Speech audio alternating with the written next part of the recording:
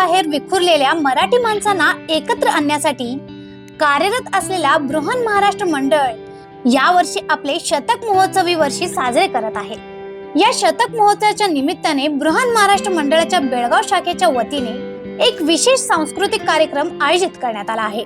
बुधवार दिनांक 24 रोजी सायंकाळी 5 वाजता कोनवळ गल्ली येथील लोकमान्य रंगमंदिरात भरतनाट्य संशोधन मंदिर पुणे प्रस्तुत तुफान गाजलेला हे बंद रेशमाचे या प्रसिद्ध संगीत नाटकाचा प्रयोग आयोजित करण्यात आला आहे। ही माहिती बृहन महाराष्ट्र मंडळाशी संलग्न असलेल्या मराठी भाषा प्रेमी मंडळाचे कार्यवाह नितीन कपिलेश्वर यांनी सोमवारी घेतलेल्या पत्रकार परिषदेत दिली।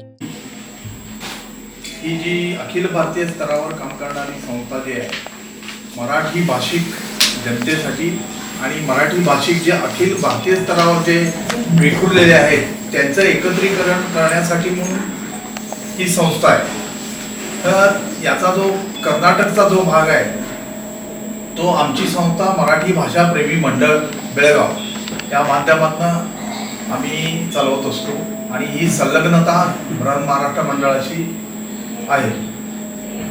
तर विशेष म्हणजे मला अगदी अभिमानाने सांगावंसारखं वाटतं की बृहन महाराष्ट्र मंडळाशी आमच्या कर्नाटकाच्या ज्या मराठी भाषा प्रेमी मंडळ आणि आमचे जे इथले पदाधिकारी आहेत त्यांचा एक वेगळा प्रकारचा रॅपो आहे। म्हणजे आम्हाला ते खरोखर मानतात। त्यामुळे मध्ये जे काही कार्यक्रम झाले त्याच्यामध्ये आमच्या लोकसभा अध्यक्षा माजी लोकसभा अध्यक्षा श्रीमती सुमित्राताई महाजन या मुद्दाम आवर्जून आल्या होत्या, मला पाहायचं आहे बेळगावात कसं काम चालतं, आणि त्या खूप खुश झाल्या आणि आम्हाला त्यांनी मुद्दाम लिहूनही कळवलं नंतर की मला खूप आनंद झाला पाहून। त्यांचेच सुपुत्र श्री मिलिंदजी महाजन हे आमचे अध्यक्ष आहेत बृहन महाराष्ट्राचे। आणि विशेष गोष्ट म्हणजे यावर्षी शतक महोत्सवी कार्यक्रम होत आहे। बृहन महाराष्ट्राचा शतक महोत्सव म्हणजे 1926 साली ही संस्था सुरू झाली। सर्व मराठी भाषिकांचं अखिल भारतीय स्तरावर एकत्रीकरण करणे त्याच्यावरती आता हा शतक महोत्सवी वर्ष आहे हे वर्ष। त्या माध्यमातून आम्हाला जी जबाबदारी दिलेली आहे ती जबाबदारी आम्ही वेगळ्या माध्यमातून पेलत आहोत, विविध कार्यक्रम आम्ही देत आहोत। तर केवळ आमच्यापुरतीच हा भाग मर्यादित न राहता आम्हाला बृहन महाराष्ट्राने सुद्धा एक आगळं वेगळं काम करायला दिलेलं आहे। जे केंद्रीय सांस्कृतिक विभाग जो आहे, केंद्र सरकारचा भारत सरकारचा जो सांस्कृतिक विभाग आहे त्या माध्यमातून काही संगीताचे कार्यक्रम आणि नाट्य हे त्यांनी वेगवेगळ्या भागात हिंदुस्थानच्या देत आहेत। त्याच्यामध्ये त्यांनी आवर्जून निवडलेला आहे तो म्हणजे बेळगाव भाग। आणि या भागामध्ये आता जे आम्ही एक नाटक देतो आहोत हे बंद रेशमाचे, हे आम्हाला केंद्रीय सांस्कृतिक विभागातर्फे जो भाग आहे दक्षिण मध्य क्षेत्र नागपूर या संस्थेतर्फे म्हणजे केंद्राचंच ते एक उपविभाग आहे, तिथून हे नाटक, पण नाटक जे आहे ते पुण्याचं आहे। भरतनाट्य मंदिर संस्था त्यांनी तयार केलेले नाटक आहे आणि बेळगावला हे बंद रेशमाचे हे नाटक आम्ही बुधवार दिनांक 24 रोजी संध्याकाळी 5 वाजता सादर करतो। या अनुषंगाने आम्हाला बृहन महाराष्ट्राने एक वेगळी योजना दिली होती की आपल्या संस्थेतले जे सभासद आहेत, ज्या सभासदांना 75 वर्ष पूर्ण झालेली आहेत त्या सभासदांचा या शतक महोत्सवी वर्षानिमित्त सन्मान करण्यात यावा। तर त्याप्रमाणे आमच्याकडे साधारणतः 28 जण आम्ही निवडू शकलो की 75 वर्ष झाली किंवा होत आहेत किंवा होतील आता पुढच्या, आणि त्यांचाही जाहीर सत्कार त्याच दिवशी संध्याकाळी 5 ते 5:30च्या दरम्यान आहे। 5:30 वाजता हे नाटक सादर होईल।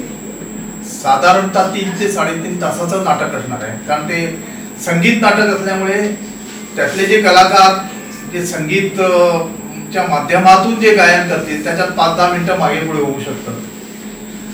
तर याच्यामध्ये एक विशेष आनंदाची गोष्ट म्हणजे आपली बेळगावची कलाकार जी जिच्याकडे गायन आहे आणि सादरीकरणाची कला आहे ती सुद्धा या नाटकात काम करते. तिचं नाव अनुष्का आपटे.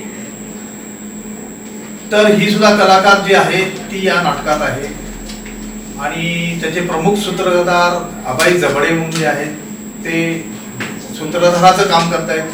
हे संगीत नाटक विशेष म्हणजे आपल्याला अभिमान वाटावा असं म्हणजे बेळगाव परिसरातले जे इतिहास तज्ञ लेखक जे आहेत श्री रणजित देसाई त्यांनी हे नाटक लिहिले आणि हे त्या साधारणतः 1964-65 दरम्यान हे नाटक खूप गाजलं.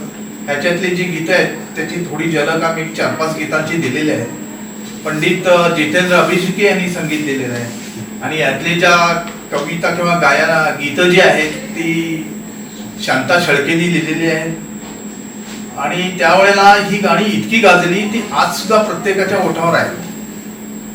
तर हे या नाटकाचं वैशिष्ट्य असं आहे की आम्हाला बेळगाव भागातलेच लेखक भेटले, कलाकार सुद्धा बेळगावातलीच आहे. तर ह्या गोष्टीतून आम्हाला खूप अभिमान आणि आनंद वाटतो आणि ही गोष्ट जेव्हा आम्ही त्यांना कळवली तिथं की असं असं आहे तर त्यांना म्हणाले की तुम्ही अगदी जोरदार प्रयोग केला पाहिजे. तर या दृष्टीनं आम्ही आज आता यातून जाहीर करतो की हा प्रयोग बुधवार दिनांक 24 रोजी होतोय संध्याकाळी लोकमान्य रंगमंदिर, कोनवाळ गल्ली किंवा रिस टॉकीज पूर्वीचं. तर आपण आवर्जून उपस्थित राहावं आणि या नाटकाचा आनंद घ्यावा अशी. आणि या त्या कार्यक्रमाबद्दल ही जी पत्रकार परिषद झालेली आहे त्यातले जे मुद्दे आहेत त्याच्याबद्दल आपण त्याला योग्य ती प्रसिद्धी द्यावी अशी आमची विनंती आहे. या नाटकाच्या प्रारंभी वयाच्या 75 पार केलेल्या 28 ज्येष्ठ सदस्यांचा सत्कार करण्यात येणार आहे. भारत नाट्य संशोधन मंदिर पुणे यांच्या वतीने सादर होणाऱ्या या नाटकात बेळगावच्या कलाकार अनुष्का आपटे या अभिनय सादर करणार आहेत. या नाटकाचे विनामूल्य पासेस टिळकवाडी येथील वरेरकर नाट्य मंदिर तसेच लोकमान्य रंगमंदिर येथे रसिकांसाठी उपलब्ध करून देण्यात आले आहे. पुढील काळातही शतक महोत्सवी वर्षाच्या निमित्ताने बेळगाव शाखेच्या वतीने विविध सांस्कृतिक आणि सामाजिक उपक्रम राबवले जाणार असल्याचे कपिलेश्वर यांनी सांगितले. यावेळी पत्रकार परिषदेत कुमार पाटील, परशुराम माळी, नीता कुलकर्णी यांच्यासह मंडळाचे इतर सदस्य उपस्थित होते. अशा आणखीन अपडेटसाठी फॉलो करा व्हॉइस ऑफ बेळगावला.